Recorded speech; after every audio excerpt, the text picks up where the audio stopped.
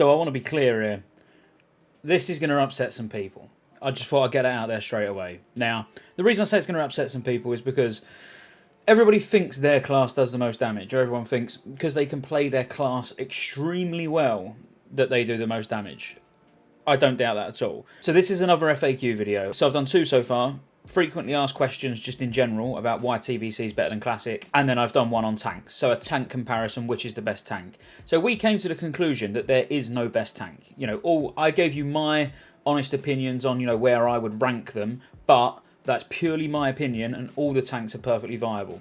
The same goes for the DPS. So if you're expecting to come in here now and find out which DPS is the absolute best, that's not what this video is about, because you're going to find out which ones do the most damage. You're going to find out which ones bring the most raid utility. But ultimately, what I want this video to do is answer the question, what DPS is right for you in TBC? Now, before you sit there and think that this is all opinion, this is not all opinion. So I'm going to just flash some things up on screen for you now to have a read through. I'll tell you what, I'll even read them out for you. So these are just a few snippets that I've took from various forums, so MMO Champion, WoW official forums, Reddit, you know, just so you can get some general consensus, so you know that everything I'm about to say is not just me, you know, it's backed up by lots and lots of people, and the thoughts on these classes are generally the same. You know, from anybody who plays TBC servers a lot, they'll all agree with most of this. So obviously I'm not aiming this video at people who are playing TBC private servers or anything like that. You know, I'm aiming this at the Classic community who might not have had a chance to play TBC before. So you at least know if your main DPS that you want to go into TBC on is right for you. Ultimately, that, you know, that is the aim. Okay, so again, I'll just stick these up on screen and I'll just read through them for you. So we've got one from Reddit. So Lock and Hunter are the top DPS throughout TBC. The rest fluctuate. Absolutely. Lock and Hunter, if you're just looking for a pure DPS class, we can get into the PvP side as well, as in Warlock is extremely strong in PvP. I don't want to touch too much on PvP in this video. Actually, I don't want to touch on it at all. So we're going to talk purely PvE perspective. So yes, all the way through from tier 4 to Sunwell and everything in between. So now I'm talking 5-man heroics, even going out in the world farming, things like that. Both Lock and Hunter stay relevant and pretty much on top all the way through. Now, if we're talking 5-man heroics, Warlocks, obviously, they are amazing because Seed of Corruption, especially if you've got a prop paladin with you, which I did mention on the tank video.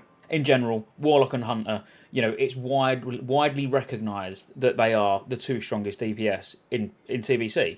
But I mean, you know, there's lots of other, if we just read through some of these. So I guess BC Classic will follow the same pattern as Vanilla Classic. So we're going to get the final patch class design, which means almost all specs are going to be raid viable. However, melee was a pain in the boob to heal, both in raids and 5-man heroics. So probably the range specs are going to be more overrepresented.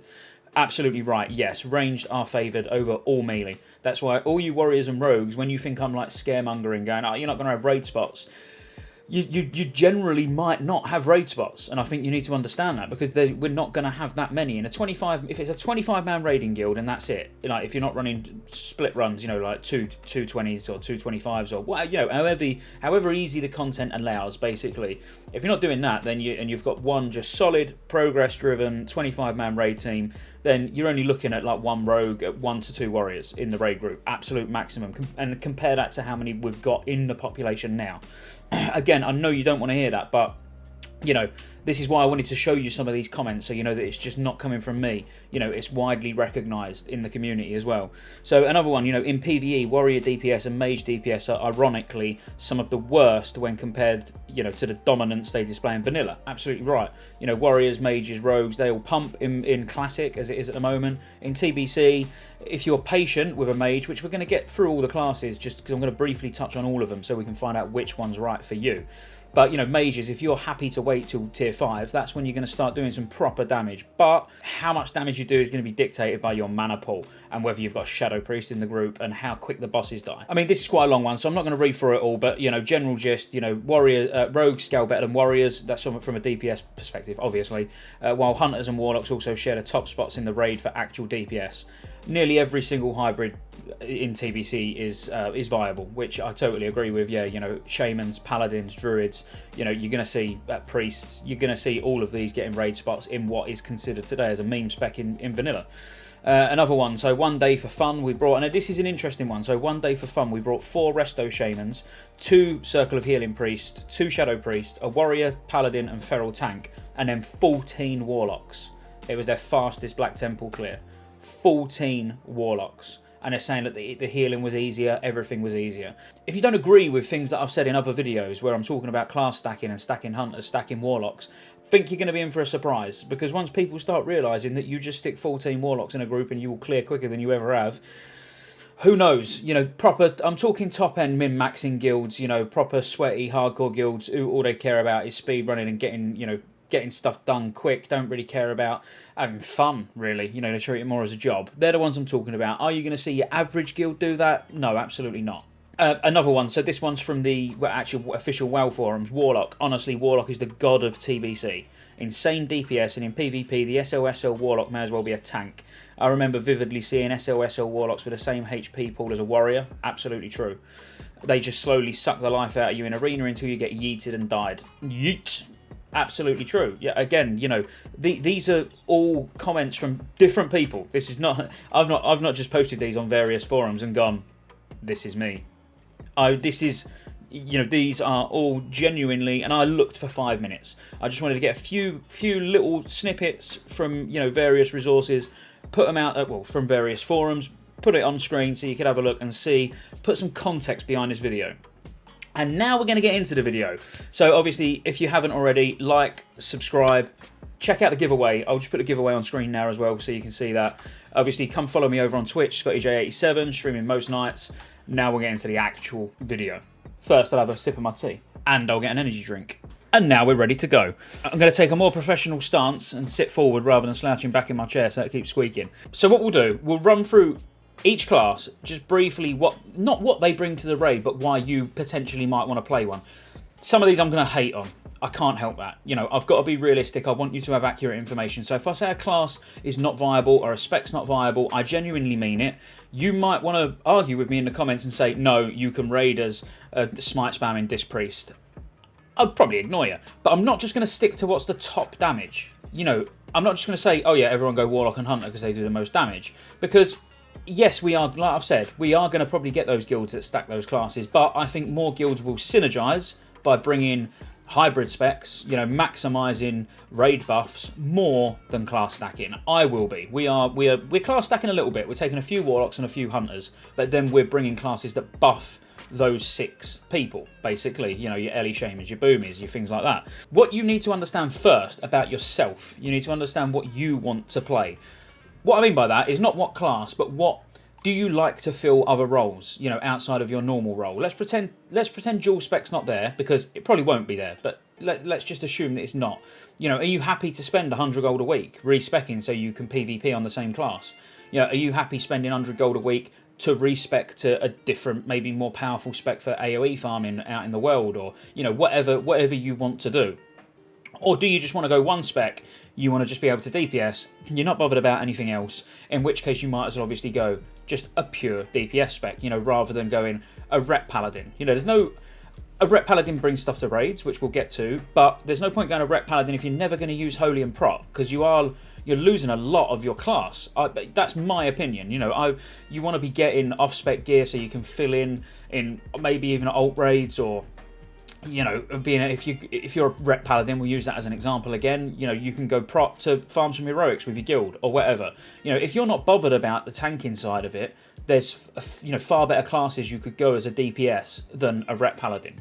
But if you do like that, you know, being able to respec on the fly and do some healing or do some tanking, or if you're a druid and you want to be able to do everything, you know, melee, ranged, tank and heal, and by the way, they do all 4 of those really, really well, you know, a hybrid spec will be for you. But I think you need to understand first, do you want a hybrid class, or do you just want a pure DPS class where you're never going to be asked to do anything else? We'll kick off with a warrior.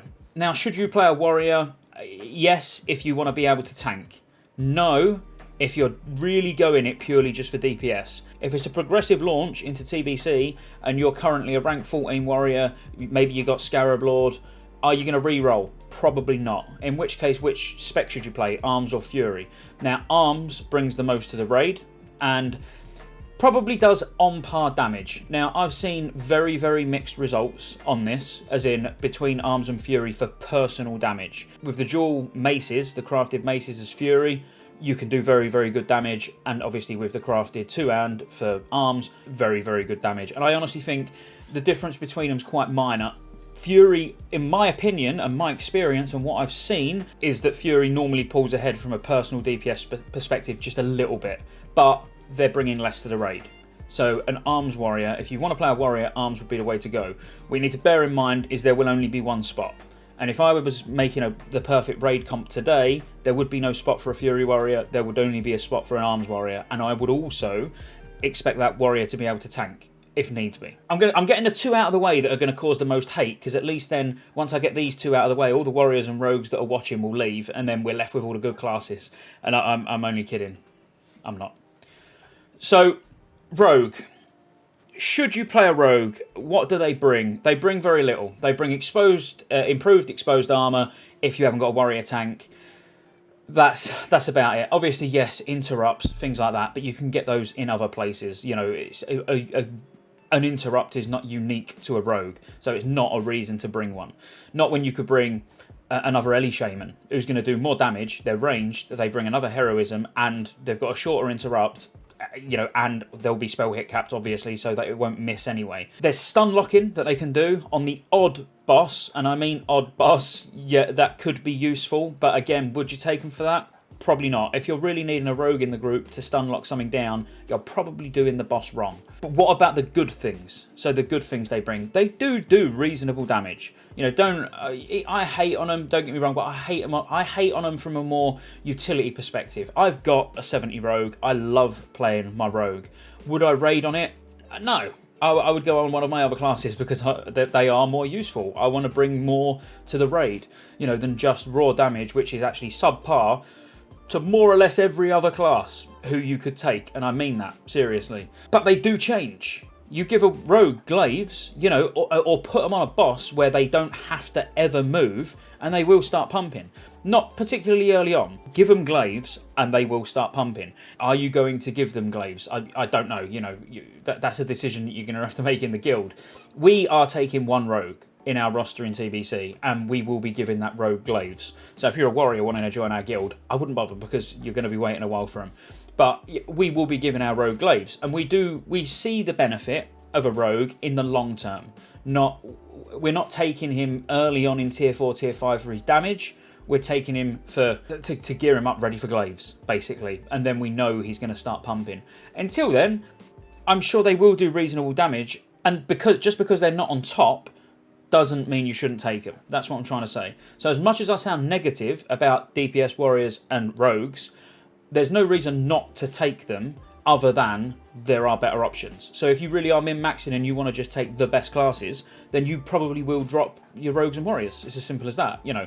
But as I say, this ultimately is whether you should play a rogue or a warrior or not. And in case you haven't noticed, ordinarily I would put gameplay footage and stuff like that on screen, but for this, I really wanted it quite personal, because this is, you know, I'm really talking to a lot of people on the stream because I get asked these questions every night, and from now on I can link my FAQ playlist and they can just watch. This will answer it for them. I mean, the stream might be a bit quiet if I'm not answering any questions.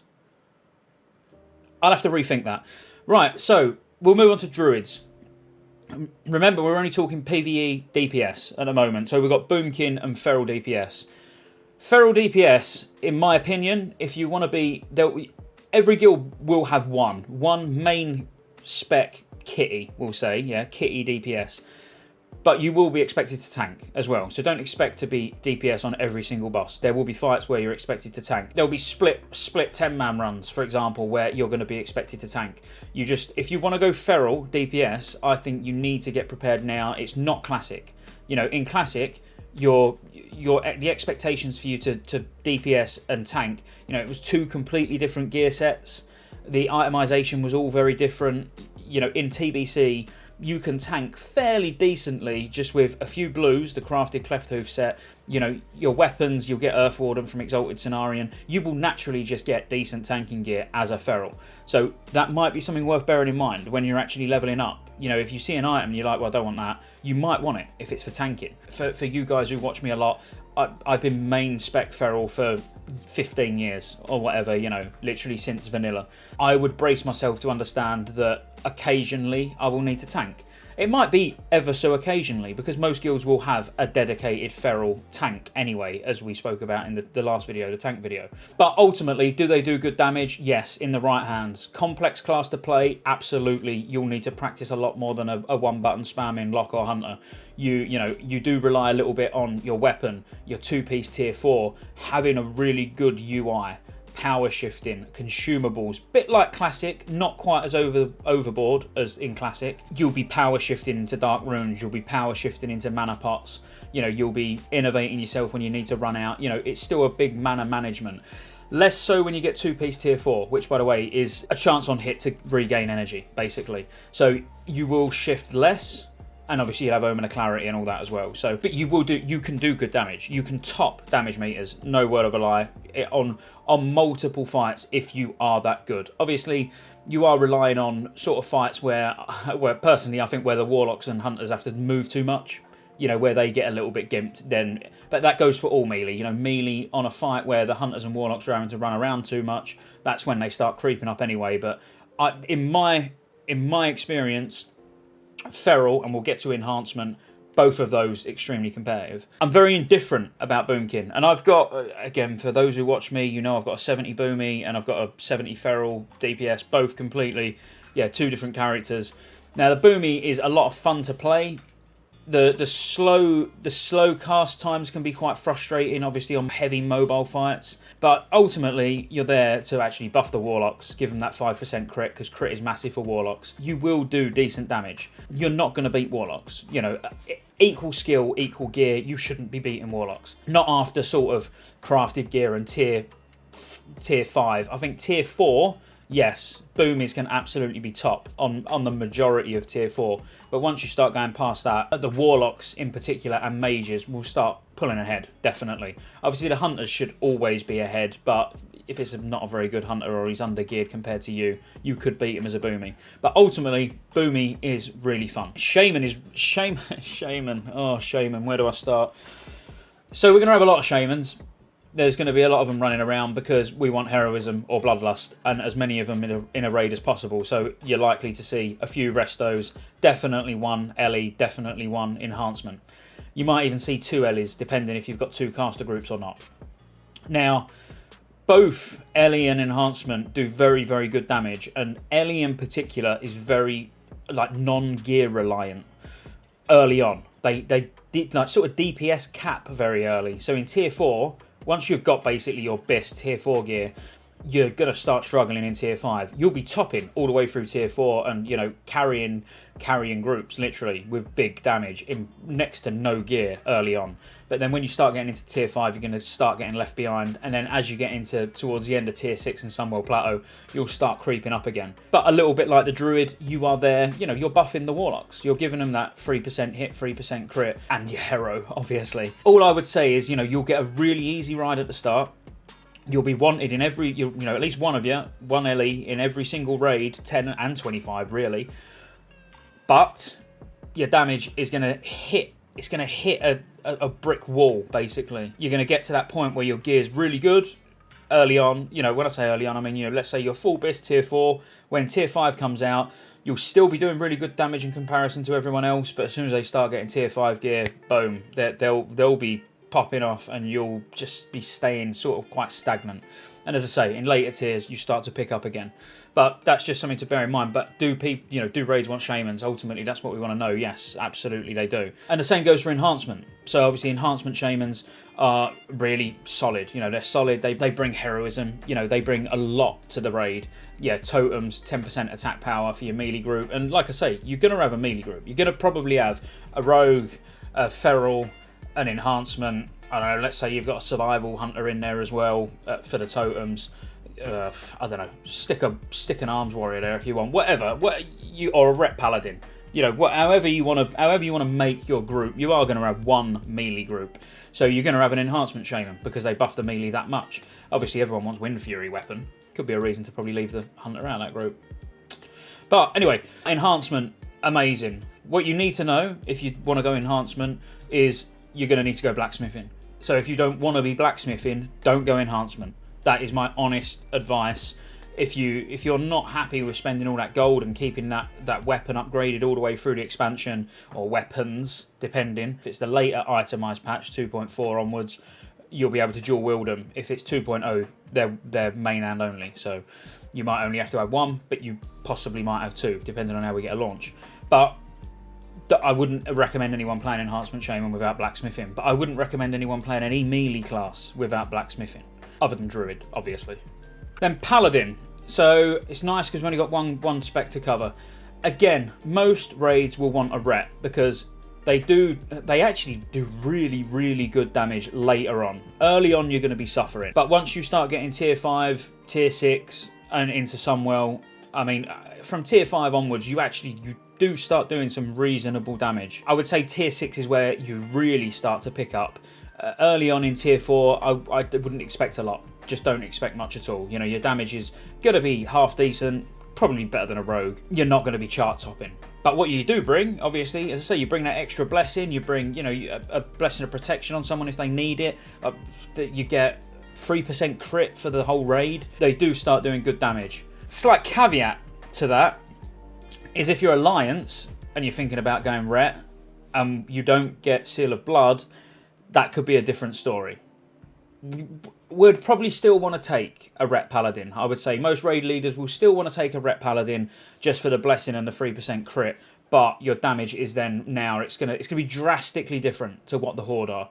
And I don't care what people say. I've done loads of research. I've looked at various screenshots from back in the day, and there is a big difference between Horde Paladins and Alliance Paladins when it comes to DPS. So let's hope everyone gets Seal of Blood, eh? Hunter. Not even going to talk about Hunter for particularly long. There's no point. What makes them OP? You go in your dungeons, your 70 dungeons, not heroics by the way, get your 4 set Beast Lord, you're done. Go raid. You can go and get the trinket from Black Morass. You can then craft a few bits and you're ready to go.